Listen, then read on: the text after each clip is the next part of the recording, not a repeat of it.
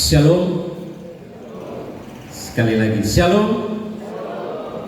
Selamat tahun baru untuk kita semua. Puji Tuhan, hari ini kita ada di hari yang ke-12 di tahun yang baru ini. Bapak Ibu yang dikasihi dan diberkati oleh Tuhan, sebagaimana tadi disampaikan oleh MC kita, seharusnya yang berdiri di sini adalah Pastor Gabriel. Tetapi oleh karena satu dan dua hal yang berkaitan dengan waktu, beliau sedang ada di Siantar dan tidak memungkinkan untuk tiba tepat pada jam yang telah kita sepakati. Dan karena itu saya menggantikan beliau. Tetapi harapan saya, Bapak Ibu dan saya, tidak berkecil hati. Meskipun saya adalah ketua panitia Natal, tetapi tadi ketika berkoordinasi dengan pengurus Tirosa, maka secara mendadak saya didaulat ketua panitia untuk berkhotbah sore hari ini. Dan karena itu saya percaya Bapak Ibu pendeta, Bapak Ibu pastor yang kalau ditunjuk dadakan biasanya jantungnya agak sedikit gimana begitu. Namun demikian, saya percaya bahwa sukacita kita juga tidak mengurangi sukacita kita dalam pertemuan kita. Karena saya percaya, saya yakin Bapak Pastor tidak punya keinginan yang lain untuk tidak hadir, tapi waktu yang membuat sehingga beliau tidak bisa bersama dengan kita. Saya perlu sampaikan ini supaya Bapak Ibu tidak bertanya-tanya. Karena Bapak penasehat, Bapak Religius Abi, ketika jam 2 menghubungi saya tadi, kami sedikit agak sport jantung tadi. Bagaimana kita bisa menyelesaikan ini dalam waktu yang sangat singkat?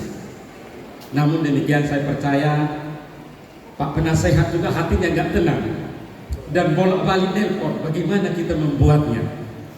Dan karena itu sekali lagi, kiranya kita semua hati dan pikiran kita tertuju kepada Tuhan, tidak kepada siapa yang menyampaikan firman Tuhan, tetapi kepada isi hati Tuhan melalui firman-Nya yang kita mau sama-sama renungkan bersama-sama.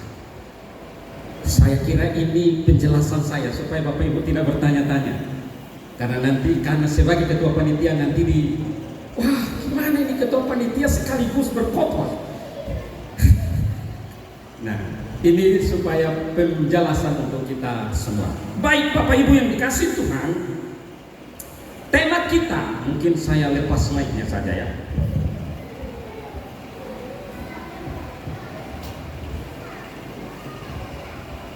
Tema kita, Bapak Ibu, di tertib acara bahkan di spanduk yang ada di depan kita adalah persaudaraan keluarga besar Tirosa Medan yang rukun. Ada dua kata yang menarik di sana adalah persaudaraan dan kata yang kedua adalah rukun. Persaudaraan dan rukun. Dan subtemanya adalah kerukunan keluarga besar Tirosa Medan menjadi berkat bagi banyak orang. Sekali lagi kata kerukunan kemudian diimplementasikan, yaitu menjadi berkat bagi banyak orang. Mari kita lihat ayat firman Tuhan untuk kita di dalam Mazmur 133 ayat 1 sampai ayat yang ketiga. Saya akan membacakan untuk kita semua. Nyanyian ziarah Daud.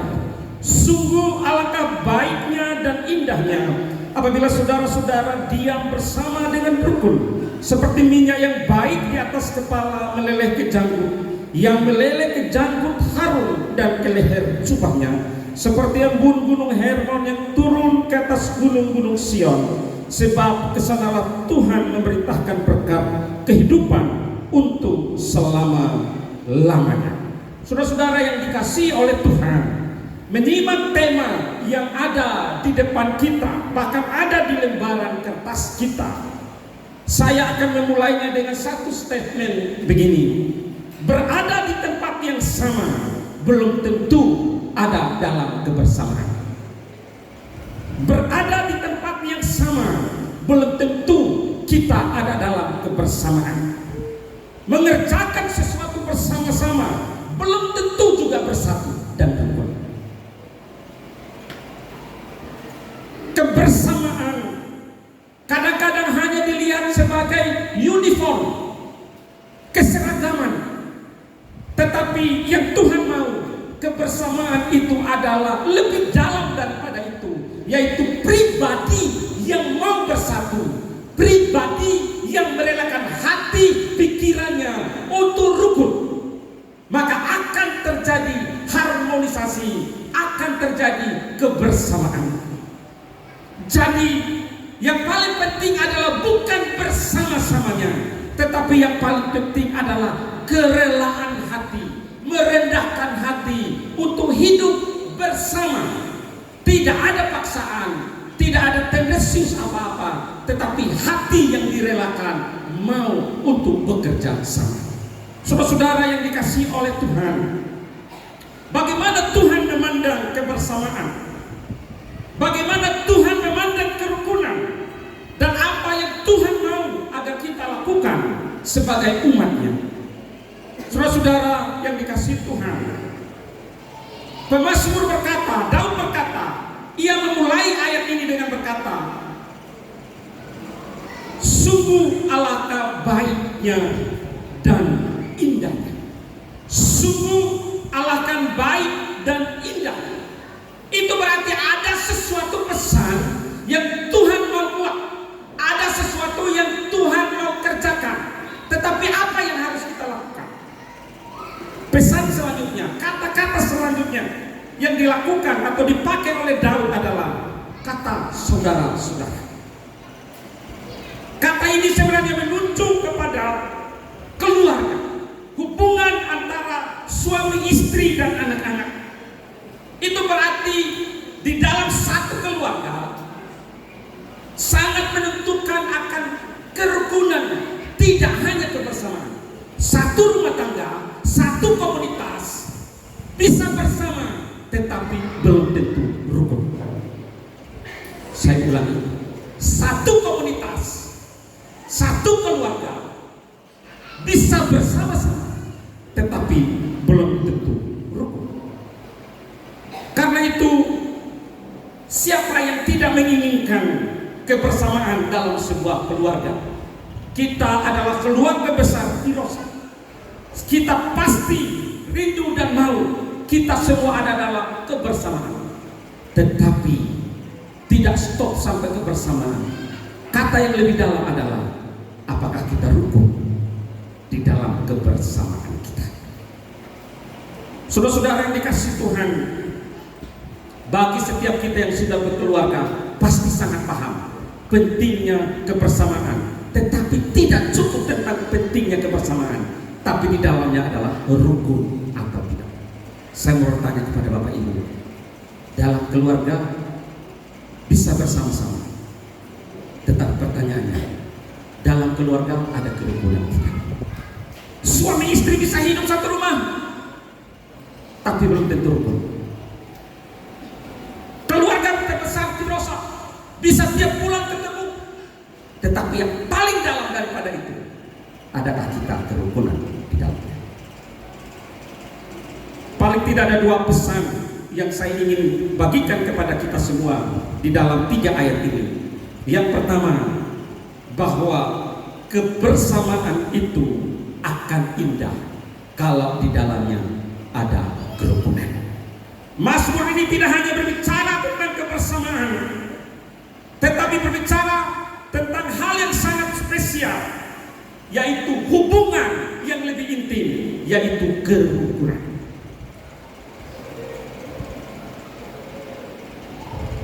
Ingat, bersama tidak hanya cukup bersama, ada yang lebih, yaitu apa? Rukun.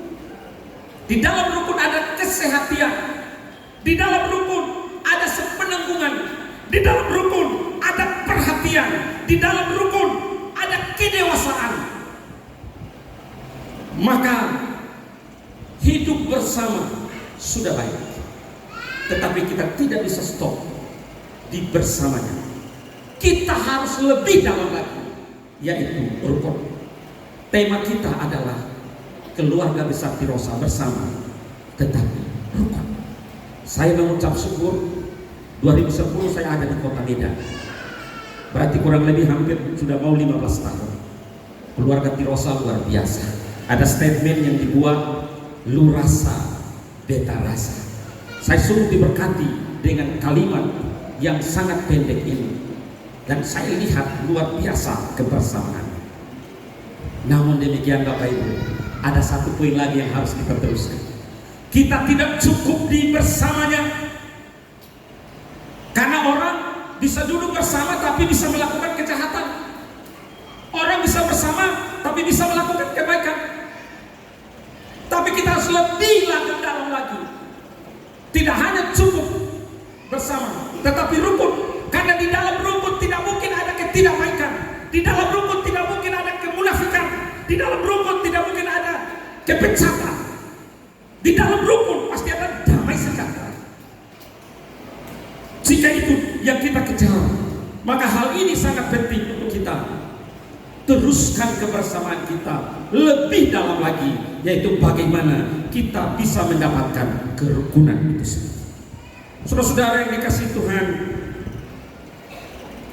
mereka yang tidak memiliki kerukunan biasanya ada dalam kelompok seperti ini, duduknya tersiksa. Mereka yang tidak punya kerukunan, meskipun ada dalam satu kelompok, duduknya tersiksa. Kenapa? Karena bisa saja ada orang yang dia tidak sukai dalam satu kelompok itu, membuat dia datang, dia lihat kalau itu orang datang, dia duduk di belakang. Tapi ada di satu tempat yang sama-sama. Maka penting, tidak hanya cukup di dalam kita bersama-sama, tetapi bagaimana kita hidup berkorban.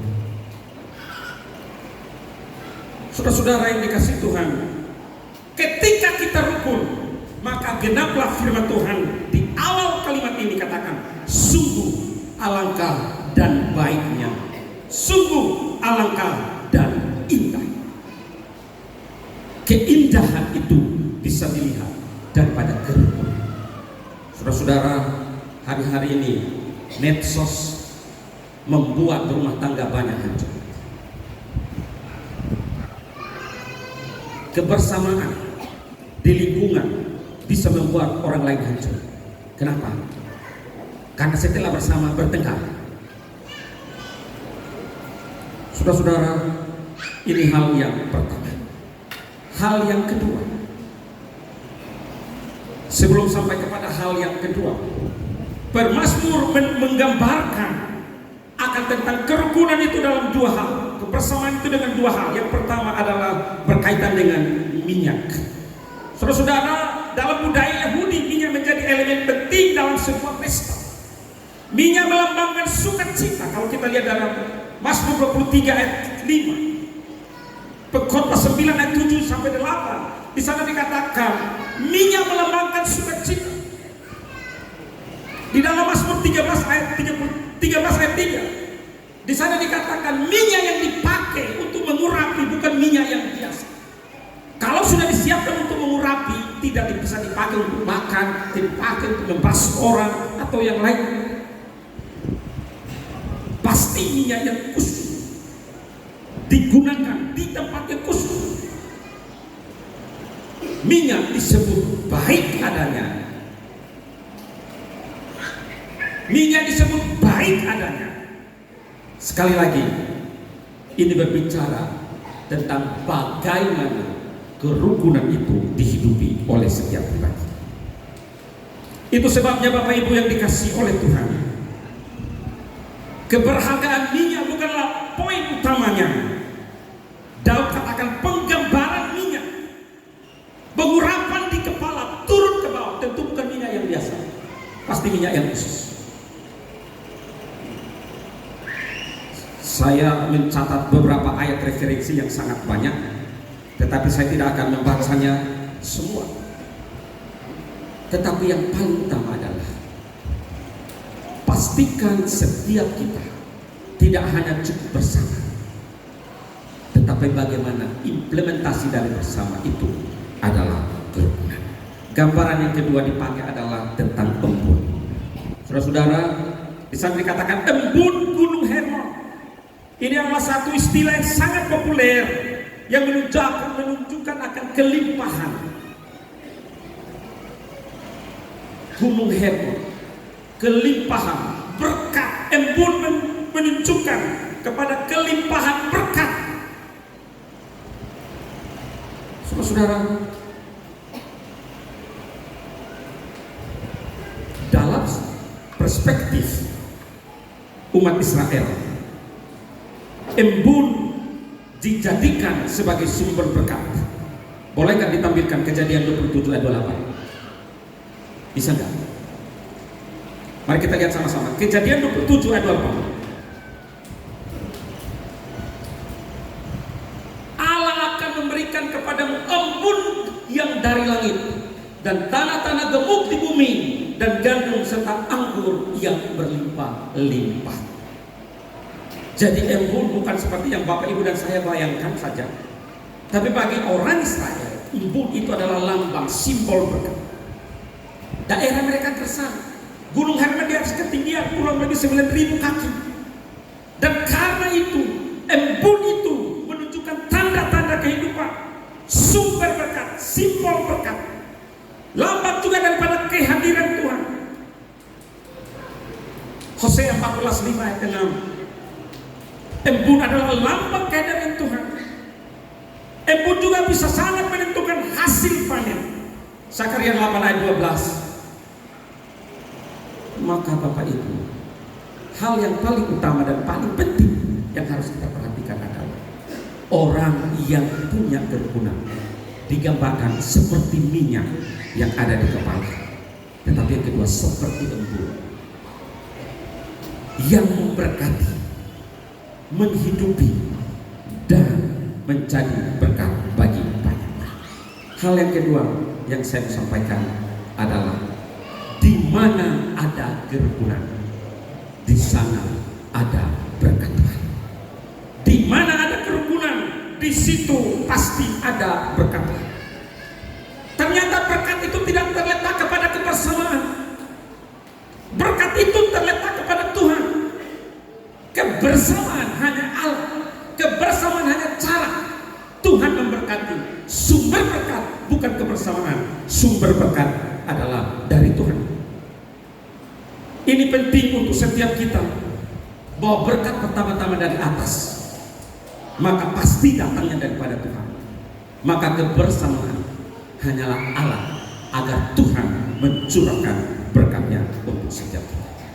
Poin ini penting, bukan berarti kebersamaan tidak penting.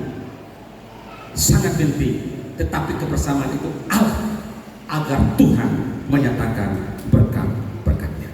Saudara-saudara yang dikasihi Tuhan, kita ada di kota Medan, maka ciptakanlah kerukunan dimanapun saudara berada. Kita ini hampir seluruh arah mata angin kota Medan ini kita ada. Timur, barat, utara, selatan ada kota Medan. Ingat Bapak Ibu, satu kesalahan kita buat orang NTT, satu kota Medan tahu. Kenapa? Kita kecil. Justru kecil ini harus berbuat dampak yang besar. Bukan dampak yang negatif, tetapi dampak yang positif. Jadilah rukun dimanapun saudara dan saya berada. Jadilah berkat. Mumpung kesempatan diberi. Agak miris Bapak Ibu melihat kita kadang-kadang dari kampung halaman sudah berantau, tapi budaya kita yang kurang baik di sana kita masih bawa ke sini. Banyak hal yang tidak baik yang seringkali kita bawa ke sini. Contoh, kalau ada yang sakit hati berarti Roh Kudus sedang bekerja. Kumpul kebo, belum menikah sudah tidur, sudah kumpul, sudah kontrak rumah. Ini budaya yang jelek.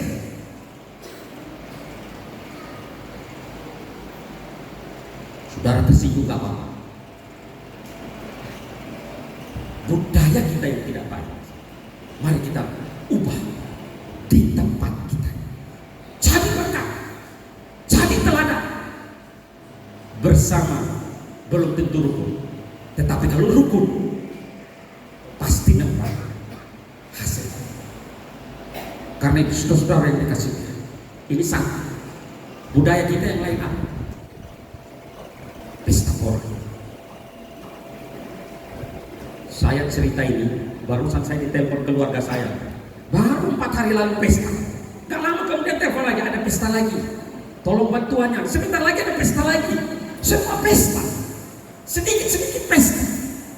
Gak selesai pesta. Anak wisuda pesta, naik sini pesta, anak kawin pesta, naik kelas pesta, semuanya pesta.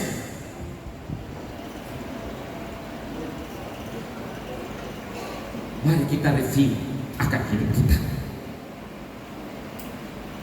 Apakah pesta tidak penting? Oh penting. Tempatkanlah pada porsinya. Jadilah berkat Bapak Ibu.